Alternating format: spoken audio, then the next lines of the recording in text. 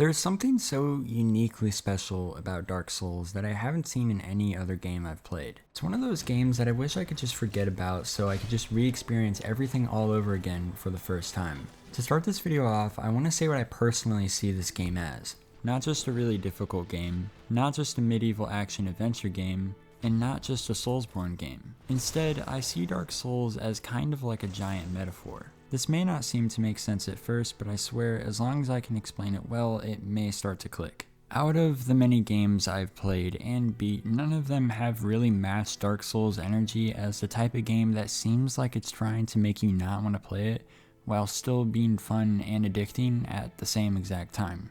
I will admit, although I said addicting, it took me a little bit to get into this game. I tried it once and thought it was fun, but I didn't get too far, only getting past Undeadburg and then stopping for a while to focus on other things that I needed to.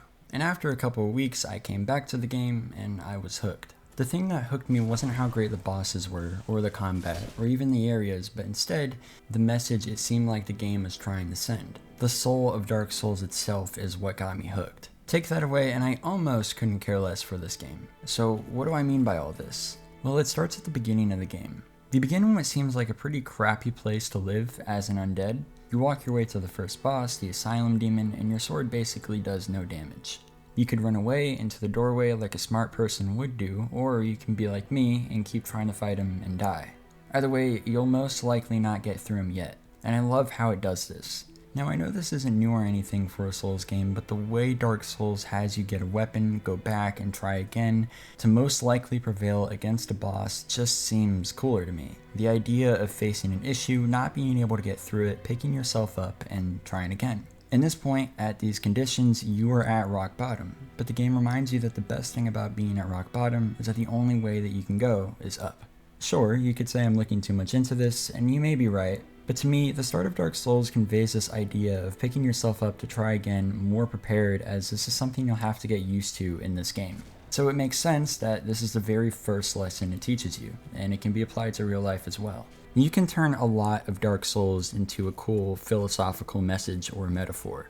Like for example, going hollow. This is actually one of my favorite parts about this game. Dark Souls introduced the idea of going hollow as sort of a repercussion for dying too often. And to get your human form back, you'll have to use an item called a humanity while resting at a bonfire. First off, this is so much better than if when you died you were called a zombie or something like that, but no, it's instead called going hollow, with the character becoming mindless and losing their sense of self. The most notable thing about going hollow though is that you lose your ethics by it. Hence why characters that become hollow in this game attack you. This can serve as a huge example of people in real life who neglect themselves and their issues so much that they essentially go hollow. Dying repeatedly contributing to going hollow is just trying over and over without improving. But notice that you never actually lose in Dark Souls by dying repeatedly unless you quit, because quitting is what destroys it. And this is the same with real life. Like for example, if I kept making videos like the same first crap YouTube video that I did, and kept uploading them, I wouldn't be getting anywhere because I wasn't trying to improve. If I quit because I thought YouTube was too hard or that it was luck based, I wouldn't have any subscribers and I would have failed. But it would essentially be my fault at the end of the day. And that's just dying over and over again in Dark Souls and quitting the game. However, if I instead kept making videos and improved my editing and never quit, I'd be farther and farther ahead to where I want to be. And that's dying in Dark Souls but improving on it and moving through the bosses. Now one thing that you may notice is that this message or lesson that I'm pointing out isn't uncommon or anything. I'm sure you've seen enough Pixar movies telling you how you can achieve anything as long as you don't give up, and I'm sure you've had enough elementary school teachers tell you the exact same. The difference though is that this type of message is usually overlooked as corny or just a motivation booster. And you'd never expect to find it so indirectly in a game like Dark Souls, but it's here. Instead of telling you that you can beat any boss in this game as long as you don't give up, it makes you demonstrate it and prove it to yourself, which is the main standout for why Dark Souls conveys this idea so uniquely. Not only that, but the fact that this is found so unexpectedly in Dark Souls is way better than if it was found in some place that you'd expect. This way, people that are defeated in some sense in life, that are trying to play a game as a distraction, will run into something unexpected, what they need, in this game. This is the same reason that you'll see so many How Dark Souls Saved Me videos on the internet. And if you haven't watched them, I would thoroughly recommend each one as they explain the same idea and more about what this game does so well. But besides all this philosophical, boring, awesome stuff, the game is dope too, and it's in my top 10 for a reason. Dark Souls seems compressed enough compared to some of the other Souls games, while still being pretty open to where it has the most impressive and satisfying level design in the series, arguably. From the elevator at the church and Undead Parish, looping you back to Firelink Shrine, the way that you can creepily see the Moonlight Butterfly if you look up and behind you near the bonfire at the Darkroot Garden, or the little things like the way that when you parry an enemy with your shield and do a counterattack, your character smoothly does a 360 back to his original stance. And speaking of characters throughout your entire journey, them being so nice and helping you despite being so hopeless. It's just all masterfully done, and it's not something I took for granted when I realized how special this game is. If you haven't played it, I'd seriously give this one a try. I can't promise that you'll like it as much as me, but at the very least you'll see why this game is so highly regarded. If you do yourselves a favor and get the remastered version or the Prepare to Die edition. If you get the original, you may dislike it as much as Wyvern does here.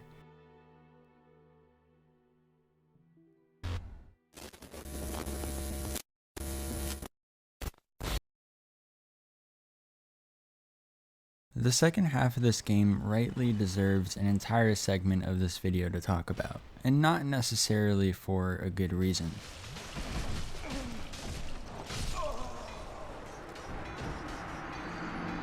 If you ever watch a criticism of Dark Souls, this is bound to be maybe one of the first things that's brought up. Due to rushed development, certain areas after Anor Londo are unfinished. Now before I get into what exactly is wrong, I should mention that I don't think the second half of this game is as bad as many people say. There are still areas in the second half of this game with great level design, like New Londo or the Duke's Archives, that match how impressive the game has been so far. The first area that you'll see that's unfinished though is the Lost Izalith, which shouldn't be a surprise. This area has weird cut-off models of undead dragons just scattered everywhere for no reason, and it looks as bad as it plays awful. The dungeon or level there is mediocre at best, with the only thing saving it how it loops back to the other areas that you've been. And the boss there is the Bed of Chaos, which is a famously terrible boss, and to this day is the only boss that Hidetaka Miyazaki has actually apologized for because of how badly designed it was.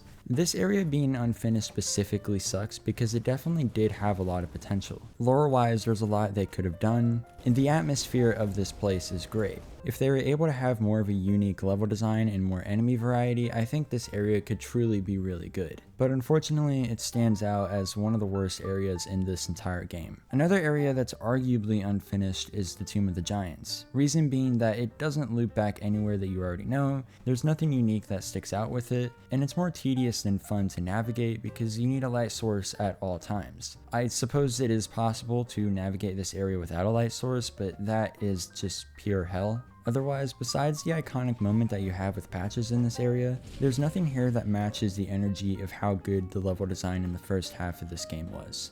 And to top it all off, the run back to the boss here, Gravelord Nito, is awful and one of the worst in the game.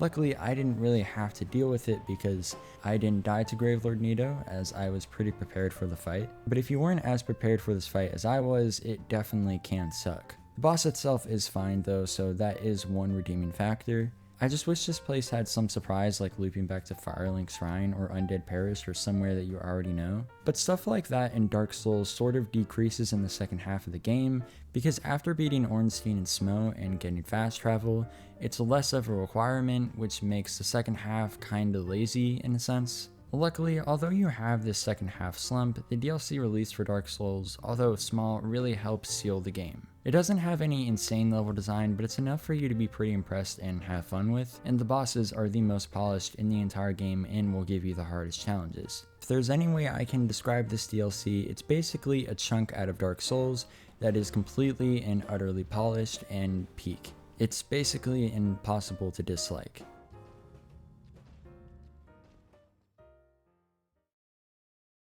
Aspect to it. It meshes poorly with advanced culture, and pyromancers are considered rather unsavoury, which is fine as I never got along with anybody anyway. So, for me, turning undead didn't change a thing.